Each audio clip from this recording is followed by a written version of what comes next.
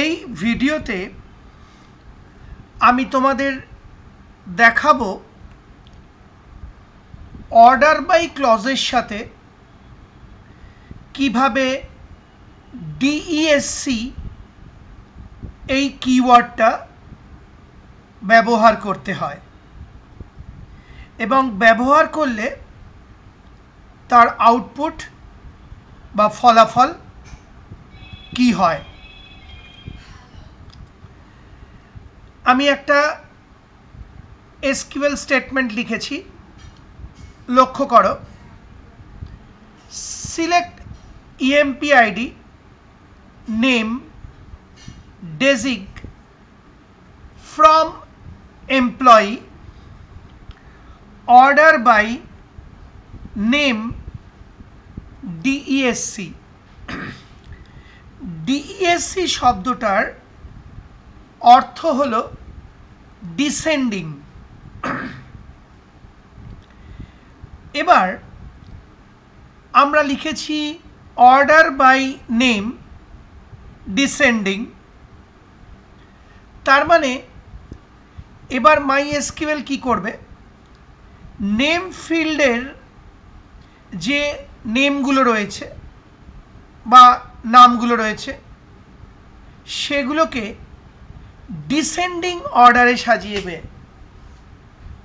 অর্থাৎ অ্যালফাবেটিক্যাল অর্ডারে রিভার্স, যেটা তার মানে Z2A। আবার বলছি, অর্ডার বাই নেম ডিইএসসি, অর্থাৎ আমি নির্দেশ দিচ্ছি নেমের ডিসেন্ডিং অর্ডারে অ্যারেঞ্জ করে দিতে, তার মানে রিভার্স অ্যালফাবেটিক্যাল অর্ডার বা উল্টো দিক থেকে অক্ষর অনুযায়ী, তার মানে Z2A। আর কোন কোন ফিল্ড দেখাতে বলছি দেখো, ইএমপি আইডি নেম ডেজিগ আর এমপ্লয়ি টেবিল থেকে দেখাতে বলছি, কারণ ফ্রম এমপ্লয়ি। তাহলে পুরো সামারিটা কি হলো, সিলেক্ট ইএমপি আইডি নেম ডেজিগ, অর্থাৎ ইএমপি আইডি নেম এবং ডেজিগ ফিল্ডটি দেখাও ফ্রম এমপ্লয়ি এমপ্লয়ি টেবিল থেকে,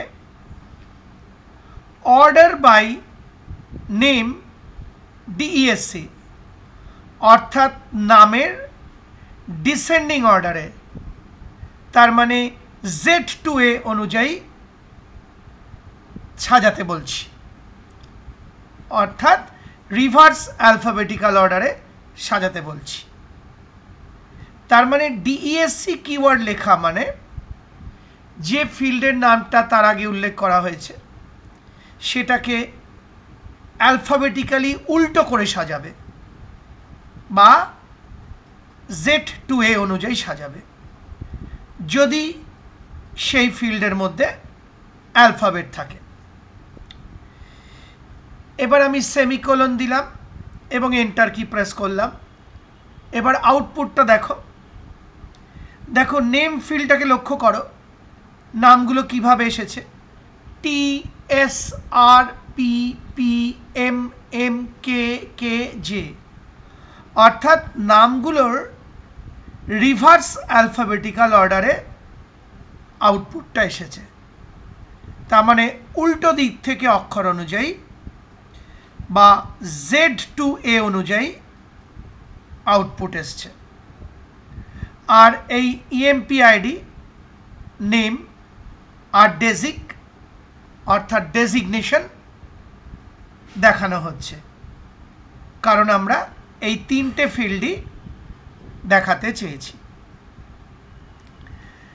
তাহলে মনে রাখবে, কোনো ফিল্ডের সাথে ডিইএসসি কিওয়ার্ড যদি ব্যবহার করা হয় তাহলে সেই ফিল্ডের মধ্যে যদি অ্যালফাবেট থাকে, অ্যালফাবেটগুলো ডিসেন্ডিং অর্ডারে অর্থাৎ রিভার্স অ্যালফাবেটিক্যাল অর্ডারে বা Z to A অনুসারে সাজিয়ে দেয় MySQL। অনেকবার করে বলে দিলাম, আশা করি বুঝতে পারলে।